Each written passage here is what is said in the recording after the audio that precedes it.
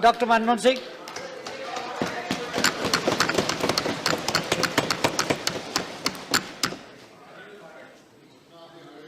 Mr. Chairman, sir, I rise to highlight some of the problems that have arisen after the decision to demonetize 500 rupees and 1000 rupee currency note. Prime Minister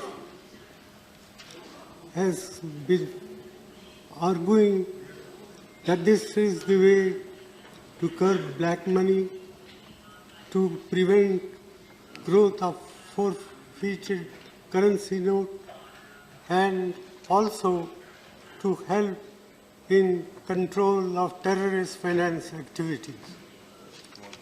I do not disagree with these objectives, but what I do want to point out is that in the process of demonetization, monumental mismanagement has been undertaken, about which today there is no two opinions in the country as a whole.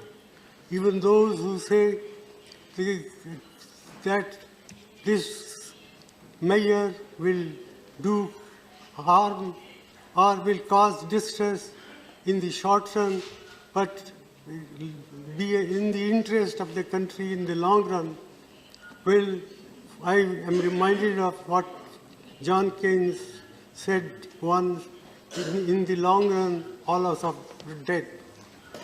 And therefore, it is important to take note of the grievances of the people, the ordinary people who have suffered as a result of this imposition on the country overnight by the Prime Minister.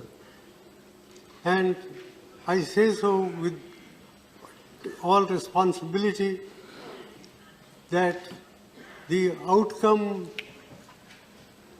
we do not know what will be the final outcome. Prime Minister has said that we should wait for 50 days.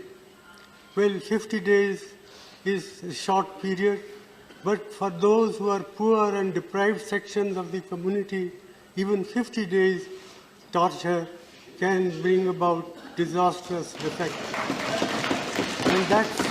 And that's why about 60 to 65 people have lost their lives, maybe more. And what is more is, what has been done can weaken and erode our people's confidence in the currency system and in the banking system.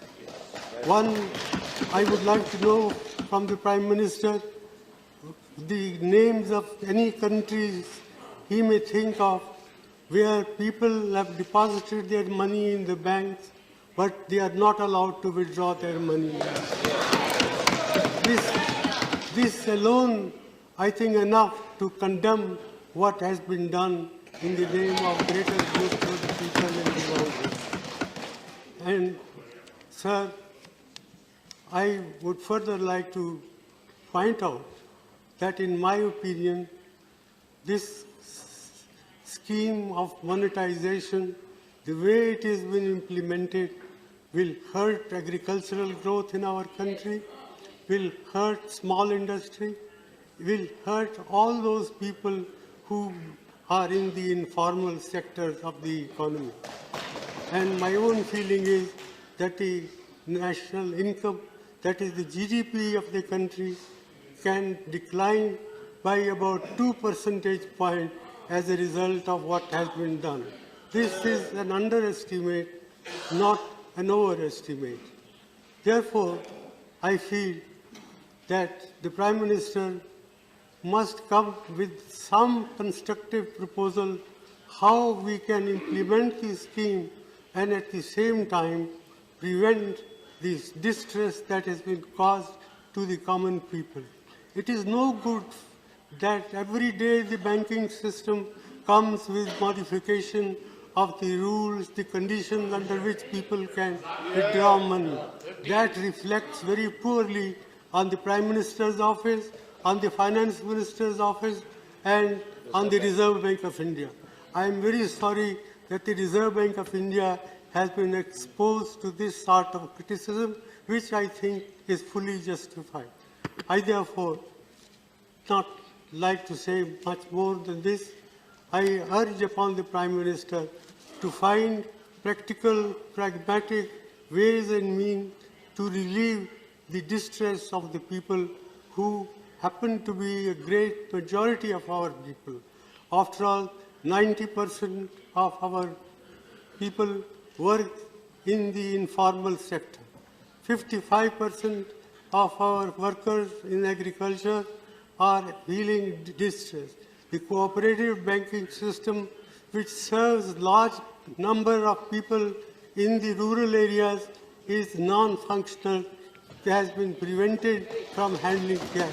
So, in all these measures convince me that the way the scheme has been implemented, it's a monumental management failure, and in fact, it is a case of organized loot and legalized plunder of the government.